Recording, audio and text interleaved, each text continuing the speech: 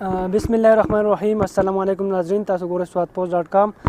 زه یم عبدالله شیرین. مینوالو څنګه چې تاسو ته معلومه چې په دنیا کې ښه خلک موجود دی، هغو د کم یتیمانه ماشومان چې د هغو سره په خپل نظریې باندې ښه کول غواړي، نو دغه شانتې یو سوشل ورکر زموږ سره موجود دی، د هغو نه تپوس کوو د هغو څه تاثرات دي.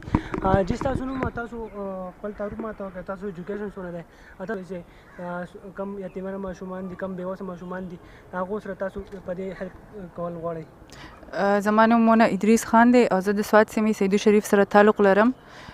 ما آی ټي کړې ده او زما ام بی ای او بی ای لا ان پروګرس دي. د دې نه علاوه زه ایز ا ټرینر هم کار کوم. زه ډیفرنٹ سکول او کالجز ته ځم، هلته کې زه سټوډنټس او ټیچرز له سیشنز ورکوم. هغه هم داسې سیشنز دي چې زه د خپلې معاشرې ته ګورم، ګیر چاپېره زموږ په معاشره کې چې څه کېږي، څه روان دي، هغې متعلق بیا زه سټوډنټ او ټیچرز له سیشنز ورکوم.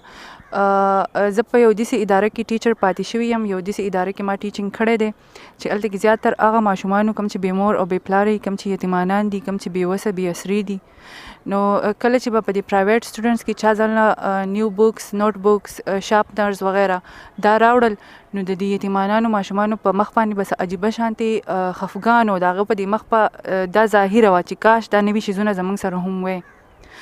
بل د بهر نه چې به څوک ګیسټ رالل، نو دې ماشومان له چې به ګفټس وغیره ورکړل، نو د هغو په مخ باندې به عجیبه شان خندا او خوشحالي راله. نو د هغې ورځ نه د دې یتیمانانو بچو دا درد چې دی د ما فیل کو، او ما ته دا احساس وشو چې دوی څومره عجزانان دي، دوی څومره هر څه ته کړېږي، دوی ته څومره د لو او د کیر ضرورت دی. د هغې ورځ نه ما د ځان سره دا عهد وکړو چې زما څومره هم ژوند پاتې دی، نو هغه به زه د دې بېوسه خلکو او ماشومان دپاره مدد کوم، د دوی په مدد کې به زه وقف کوم. میډم ویم راته دا ووایي، تاسو هلې ځلې څه کړي دي؟ تاسو د اوسه پورې څه اکټیویټیز دي، هغه هم ته لږ ووایئ. ګورئ، که تاسو زموږ کلیو ته وګورئ، په کلیو کې ماشومانو ته، نو په کلیو کې زموږ ډېر زیات ټیلنټ پروت دی، خو د غریبۍ او د بېوسۍ د لاسه د هغو هنرونه چې دي هغه زنګ پاتې شو، هغو له څوک مخه نه ورکوي. نو ما کلي خوښ کړي دي، زه د ډیفرنټ کلي چې دي د هغو وزټ کوم، او په هغه کلیو کې ماشومان ما راچوت کړي دي کوم چې مستحق دي، غریبه دي، د هغو ته د مدد ضرورت دی، هغو ته د صحیح لارې ښوولو ضرورت دی. هغو ما په ښه سکولز کې اډمیټ کړي دي، او د هغو کم اخراجات چې دي هغه زه د خپل پاکټ مني نه پوره کوم. مینوالو، څنګه چې تاسو د سوشل ورکرې مونا ادریس خان خبرې واورېدې، او څنګه چې تاسو ته معلومه ده چې تعلیم د وخت ضرورت دی، په غیر تعلیمه قومونه هېڅ ترقي هم نشي کولی.